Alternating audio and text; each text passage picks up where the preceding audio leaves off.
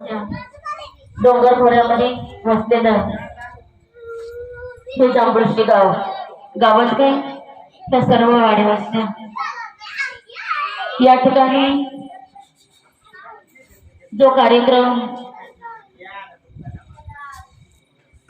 ठेवला गेला त्या कार्यक्रमाचे आयोजक मांडवी खोरे बौद्ध समाज कमिटी या कार्यक्रमासाठी आवर्जून उपस्थित असलेले व्यासपीठावरती असलेले सर्व मान्यवर, या कार्यक्रमाचे अध्यक्ष, त्याचप्रमाणे आपले माजी जिल्हा परिषद सदस्य आदरणीय दादा, त्याचप्रमाणे आदरणीय तांबे दादा, तुकाराम दादा असतील, या गावचे माजी सरपंच मोहन दांडे सर, त्याचप्रमाणे कोपऱ्या गावच्या सरपंच सौरविनी माळी, DM दादासाहेब देवकरे साहेब आणि आपले नवनिर्वाचित दोन्ही पंचायत समिती सदस्य आणि माझ्या समोर बसलेले सर्वच अधिकारी पदाधिकारी, त्याचमध्ये आमचे शिक्षक वृंद असतील, माझ्या पुतणे सध्या असतील आणि इथे बसलेले माझे सर्वच नातेवाईक अपशिष्ट गणपतराव, प्रथमतः आपल्या उपकारातून उतराई होते धन्यवाद देते आपल्याला की आपण खूप माझ्यावर प्रेम केलं. तुम्ही केलेलं मतदान ही माझ्यासाठी ताकद होती. त्याच्यामध्ये असं पण दिसून आलं काही ठिकाणी थोडं मतदान कमी झालं, असू द्या, मी नाराज नाही. मी अशी समजते की इथे सुद्धा माझी काही चूक असू शकते आणि ती मी प्रामाणिकपणे मान्य करते.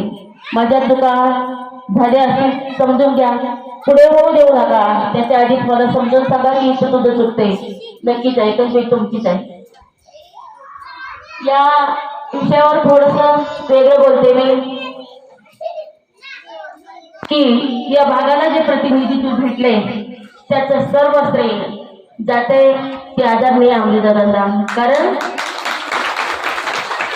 त्याच्या पाठीमागची ताकद त्यांची होती. आणि अजून एक गोष्ट सांगेन की ज्यावेळेस प्रचार काळाच्या दौऱ्यामध्ये आम्ही मतदारसंघामध्ये फिरलो, जिथे जिथे गेलो तिथे तिथे त्यांचंच नाव घेतलं गेलं की जिथे जिथे अंकुश आंबल्याची सीट आहे तिथे तिथे आम्ही मतदान करू. म्हणून आपल्या पदरात जे मताधिक्य पडलं ते हे माझं नाही, त्यांचं श्रेय होतं. त्यांनी ती ताकद, त्यांनी तेवढी माणसं पेरली होती, त्यांनी तेवढी कामं केली गणात आणि गटात आणि ती त्यांची ताकद माझ्या पाठीशी उभी राहिली खऱ्या अर्थात आणि या भागाला प्रतिनिधित्व मिळालं. अजून एक गोष्ट आवर्जून सांगेन, तिकीट तिकटाचा विषय होता आपल्या भागाचा. माझी इच्छा नव्हती मुळात,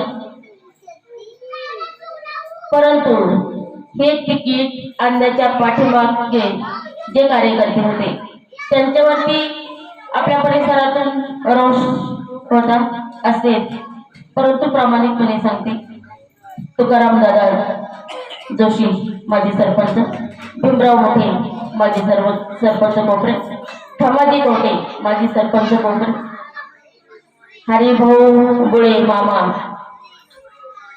संजय पोपळे, अजून कार्यकर्त्यांचे नाव नाही आठवत, महादू माळी सरपंच, हरिभाऊ माळी, त्याच्या दत्ता माळी असतील, काठेवाडी माळेवाडीची सगळी पोरं, अशा या कार्यकर्त्यांनी अगदी मला न माहिती, मला न विचारता, माझी परवानगी न घेता त्यांनी दादांकडे धाव घेतली. हे नुसते तिथे गेले नाही, हे तळेराजला माझ्या बंधूंकडे DK दांडे साहेबांकडे गेले, हे तिथे जाऊन थांबले नाही, हे भोईर साहेबांकडे गेले 15 दिवस. आणि हो, अजून एक गाव मंगेश शिंदे हा एक कार्यकर्ता शिंदेवाडीचा, ही मंडळी गेले 15 दिवस स्वतःच्या खर्चाने स्वतःची गाडी घेऊन अगदी मला न विचारता तिकिटासाठी धाव घेत होते. इतके प्रामाणिक प्रयत्न केले आणि शेवटी तिकीट विन झाले. आपल्याला शब्द दिला, आमले साहेबांनी शब्द दिला, भोईर साहेबांनी शब्द दिला आणि माझा नकार आला. मी या मंडळीला बोलले माझी इच्छा नाही, बदलायचं नाही. या लोकांनी माझ्यावर कसला ठपका ठेवला की तू समोरच्या पार्टीकडून पैसे घेतले म्हणून उभी राहत नाही, हा सुद्धा ठपका ठेवला गेला माझ्यावरती आणि म्हणून मी या गोष्टीला तयार झाले. दुसरी गोष्ट, कुणाचा असो ना असो सर्वसामान्यांचा माझ्यावर विश्वास होता. असं सर्व गोष्टी तुमच्या मनासारखं दान तुमच्या पदरात पडल्या. एक शब्द देते मी तुमच्या सेवेला कटिबद्ध असेल 100%. आपला पहिला प्रश्न असेल, पहिला प्रश्न महत्वाचा, जो प्रश्न सुटावा तो म्हणजे महत्वाचा प्रश्न आहे पाणी प्रश्न, आणि त्याच्यासाठी आपण सर्वांनी कटिबद्ध राहायचे. या ठिकाणी मी एक सांगू इच्छिते की सामर्थ्य आहे चळवळीचे, जो जे करील त्याचे, परंतु तेथे भगवंताचे अधिष्ठान पाहिजे, आणि ते भगवंताचे अधिष्ठान म्हणजे आपल्यातली स्वच्छ स्मरणशक्ती. स्वच्छ राहा. या पुढल्या काळामध्ये मला तुमची सर्वांची गरज आहे.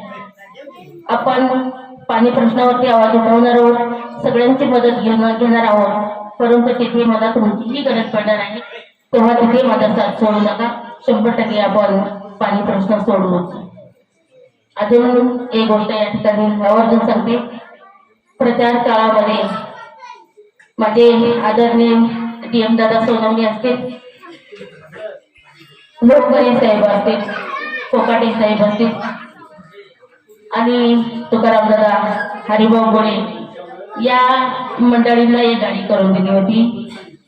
ते प्रचार दौरा करत होते, पण तो प्रचार दौरा करत असताना एक गोष्ट मला आवर्जून सांगावीशी वाटते की DM दादांना जेवायचं होतं, त्यांना भूक लागली होती, पण त्यांच्याजवळ वेळ नव्हता. ते म्हटले, बाई मला जेवायला नको, तुझा प्रचार खूप महत्वाचा आहे.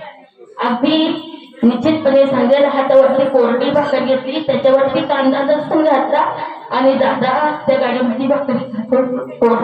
ह्या माणसांचे कष्ट मी वाया नाही जाऊ देणार. मला सांगायची गरज नाही माझ्या भागासाठी काय लागते. माझ्या भागासाठीच नाही तर आदिवासीसाठी हे जे दान भेटले, त्या दानाचा मी योग्य वापर करीन. अधिकच काही बोलत नाही. जय हिंद, जय महाराष्ट्र.